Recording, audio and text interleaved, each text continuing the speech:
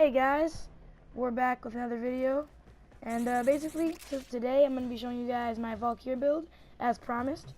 So we're in the simulacrum, and I chose to do it in the simulacrum instead of in-game simply because there's no interference from other players, and you can really see what your build does to certain leveled enemies. So today I'm going to be showing you guys a Ripline build, a Warcry build, and a Hysteria build. Now, what weapon should I use for this demonstration? Let's go ahead and just go with the Galatine. Alright, so here it is right here. This is my Hysteria build. You're going to need a steel charge to get increased melee damage.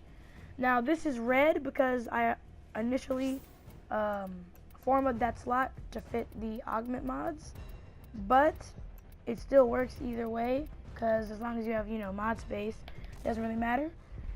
You can format any kind of way you want, but this is like just the overall mods you need to have on it. I put stretch and cunning drift to make up for the range that narrow-minded takes. Now, most people think that you can just have a straight efficiency and that it'll reduce the cost, but Valkyr is kind of different. You need efficiency and duration, and of course, you know that fleeting expertise takes a lot of duration. So you're gonna want to compensate for that loss of duration. Range. Duration with range. It takes away range. So you're gonna want to counteract that using stretch and cunning drift. Alright, so basically we're gonna spawn some heavy gunners. Might as well just make them level 100 just to see the limits of this build. Clear that. We're gonna summon some arid heavy gunners here. Go ahead and make them level 100. Now you're rarely ever gonna see like level 100 enemies except for in sorties. So you should really just kind of imagine this with just regular leveled enemies.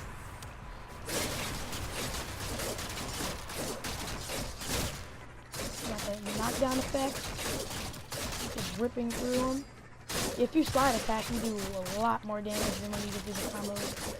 And I usually go with Warcry when I'm in Hysteria, just so I can get that DPS. And as you can see, I only started off with, how much energy? I didn't look, but I know it wasn't the maximum energy I can have. So you're just going to see just how long I can stay in Hysteria. And really, as long as you can stay in it, it's a good build, because you can't take damage. No matter what kind of melee weapon you have equipped, you're going to be doing damage. So the main issue with most people and Valkyr is staying in Hysteria. This build is made to stay in Hysteria for incredibly long amounts of time, even when the drain is at 100% increase.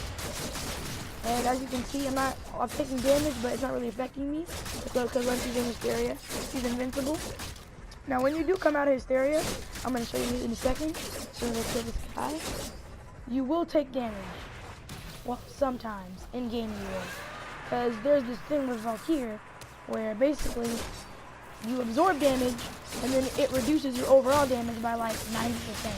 So you're going to take 90%, 10% of the damage that you're actually getting. So I'm taking 693 damage right now. So reduce that by 90%, you're taking like what, 100, maybe 60, 80 something damage. So basically invincible. Oh no, ran out of energy. Now, if you start off with max energy, like from the very get-go, and you're in game, you know that when you're killing enemies, they're going to be dropping energy orbs. So you're really not even going to have to worry about energy.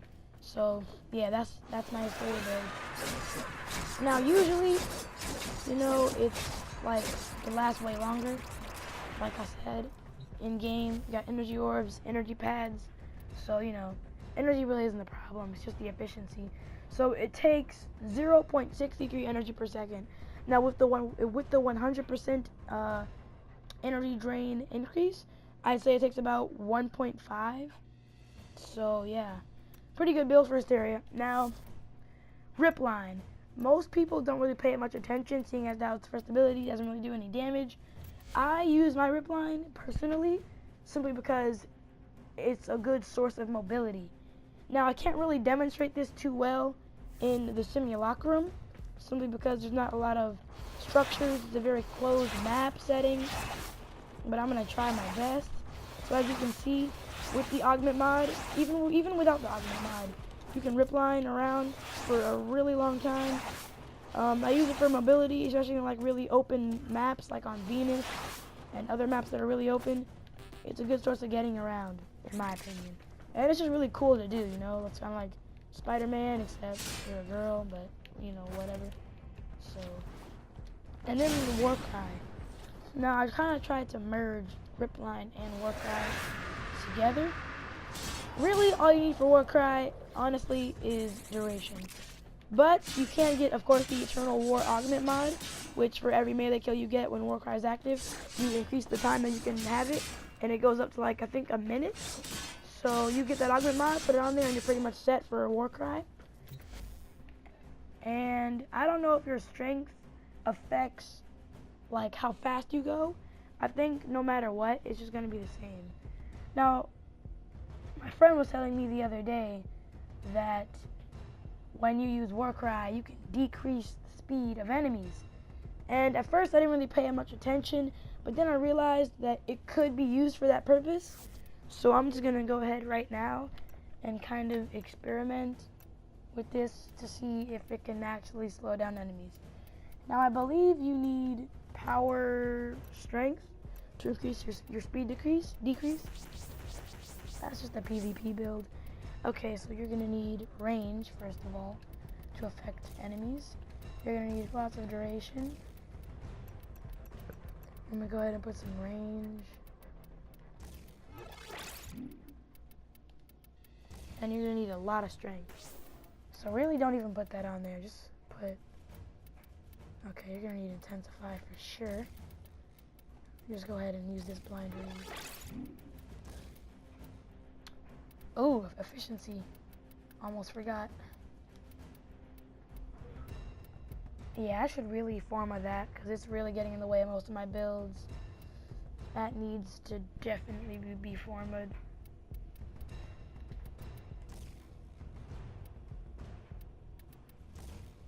Okay, we're gonna go ahead and just put this. Oh no. Forget efficiency. Now guys, just for future reference, on this build that I'm about to show you, this needs to be a dash polarity, alright? Don't put the two little dashes, because that was just a really dumb mistake that I made when I first got Valkyr. Alright, now, check this out. We don't really need them to be high level, we just need a lot of them. So I'm gonna decrease their level, simply because we're not here to see, like, how it damages them, we're here to see how it slows them. And I'm not trying to get killed, you know, while I'm doing Warcry. Alright, now we're gonna walk up these group of enemies. Oh wow. That's not bad. I wouldn't say it's a snow low because it's such a slow Nova, but this guy's moving pretty slow to me. Just walk up to him, shoot him in the face. Warcry. Interesting, so let's have a look at that. Oh, wrong button.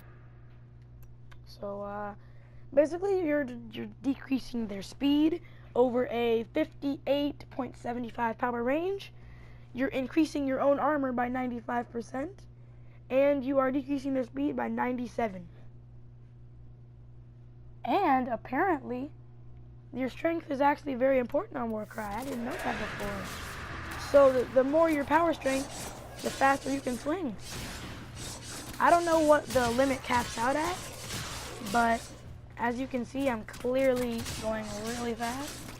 So you're getting a 95% speed increase. So the initial speed on my Galatine, I think it's like 1.8 maybe 1 point, I don't know, let's have a look. 1.30, yeah, 1.30. So with the 95% speed increase, I believe I'm doing 2.0, maybe 1.95 attack speed with my Galatine. So yeah, this build is definitely good. Definitely good for Warcry.